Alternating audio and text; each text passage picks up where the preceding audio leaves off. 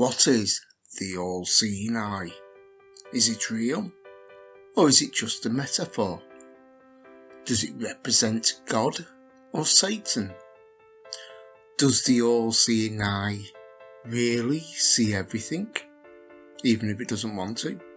I mean, people do really disgusting stuff that I wouldn't want to watch, but does the all-seeing eye have to watch it? Does it have eyelids? Can it say, "Ooh, you disgusting little human, I'm not watching that"? Or is it cursed to see everything? Like, for example, you're in bed alone, it's the middle of the night, you turn your phone to vibrate and you think, would that fit up my bum? Does the all-seeing eye have to watch that? Not me, I haven't done that. It was just an example. I'm just saying these things happen. Humans do stupid things all the time. And I'm just saying, that's all. Just asking questions.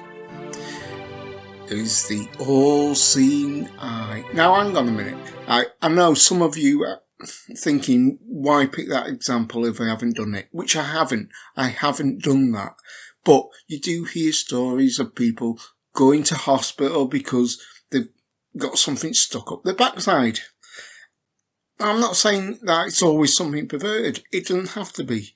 Usually it's nothing perverted. It's just people having accidents while doing the housework naked.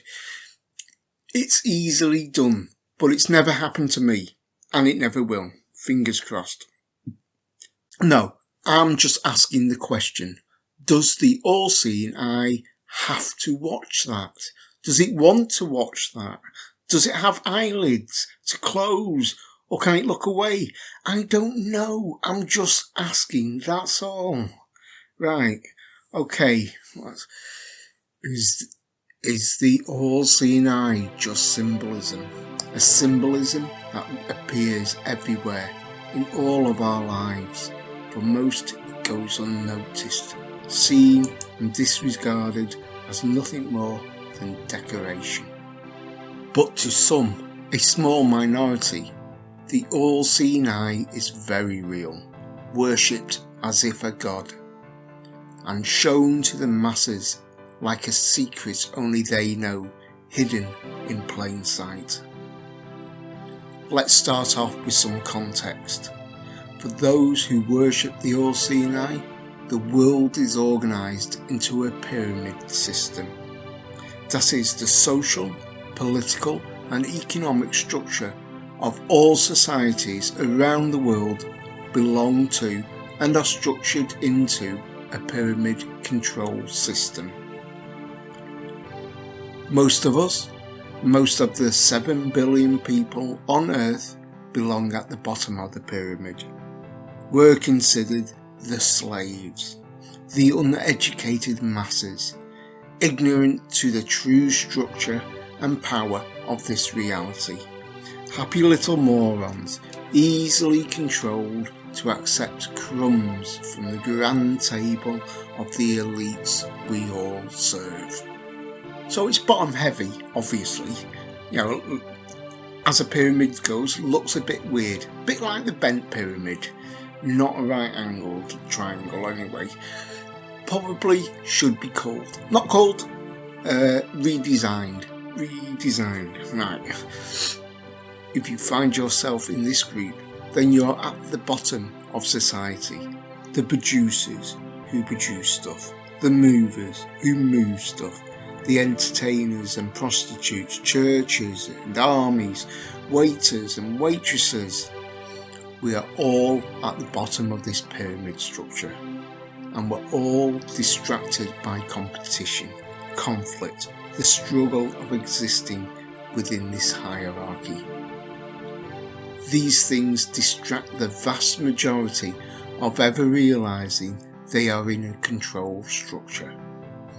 This discord is the links of the chain that keeps the pyramid structure together. We are seen as the slaves of the system, manipulated into believing that life, existence, achievement is a constant conflict. Whether it's war, work and promotion, keeping up with the Joneses, or that internal battle we all have to prove we are good enough, whether it's to your parents, society, or just ourselves.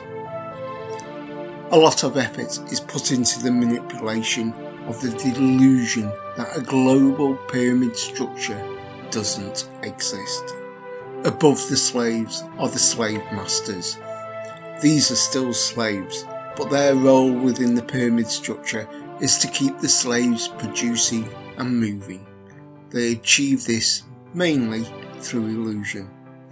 Illusion of freedom, freedom of opinion, freedom of choice, freedom of thought, which the vast majority of the slaves within this pyramid system believe with all their hearts they possess.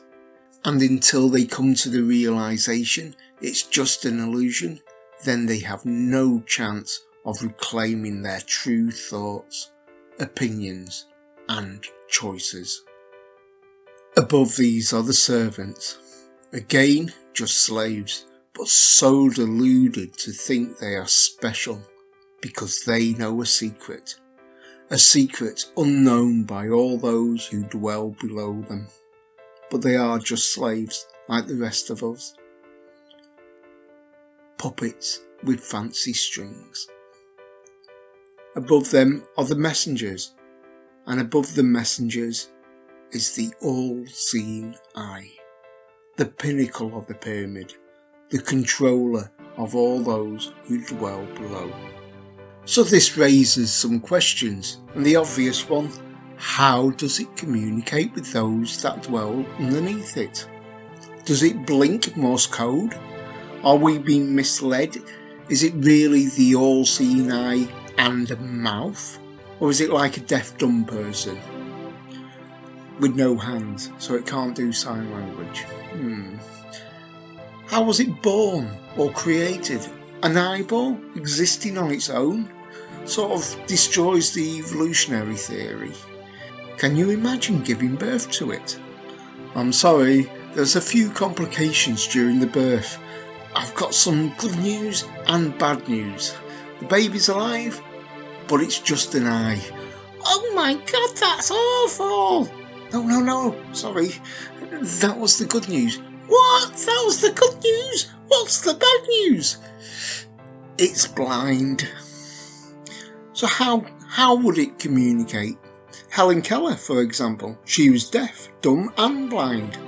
She probably communicated by making, noises like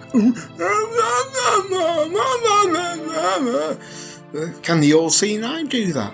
We don't know. I didn't actually do any research into Helen Keller. I have no idea how she communicated. For all I know, she could have stamped her feet on the ground like those horses that count. Anyway, moving on. The truth is, we can only guess. Like I said before, the control is through the pyramid itself. The control is an illusion, and only those near to the top of the pyramid can say for sure what or who resides at the top. And for those at the bottom, we have to shift through the deceit, the lies, the illusion that diverts our eyes and our thoughts from the truth that is in plain sight. So let's take it literally. What in our world could be considered all-seeing? Well, the eye relies on light. We see green leaves as green because the light, the photons carrying that information to our eyes, our perception of reality, unless you're blind, is based on light. Depth perception, distance, colours, movement, we perceive through the light carrying information to our eyes. So, what is known to all but hidden in plain sight that we associate with light? Well, the obvious one is the sun. Now, the wannabe scientists amongst you will be thinking, no, the sun can't see the bottom of the ocean or the deepest, darkest caves. But you'd be wrong. It's true, visible light can't penetrate those places, but the light spectrum is far more than what we humans perceive. The sunlight penetrates right through the earth. Now some of you will be saying, but the light only travels in one direction. How does that information get back to the sun? And again, you'd be wrong. From the sun's perspective, if the earth is bright and shiny, then all those photons are bouncing off the earth and heading right back to the sun, along with all the information the light carries. So you're probably thinking, but the sun is just a burning ball of gas and isn't alive or conscious. But where do we get the notion of life and consciousness from? We get it from the pyramid structure. Your entire belief system, your thoughts, your opinions about life and consciousness are not your own. They come from the control system, the pyramid structure. The truth is, we have no idea what life is, what can be considered conscious or alive. So how do we know the sun isn't a living conscious entity? Well, here's a question. Why are all the slaves at the bottom of the pyramid taught the sun is just a burning ball of gas, an average star in a universe of stars? Nothing special, nothing extraordinary. Yet those who reside at the top of the pyramid now and throughout the ages seem to worship the sun as though it was a living entity, a conscious entity, a god.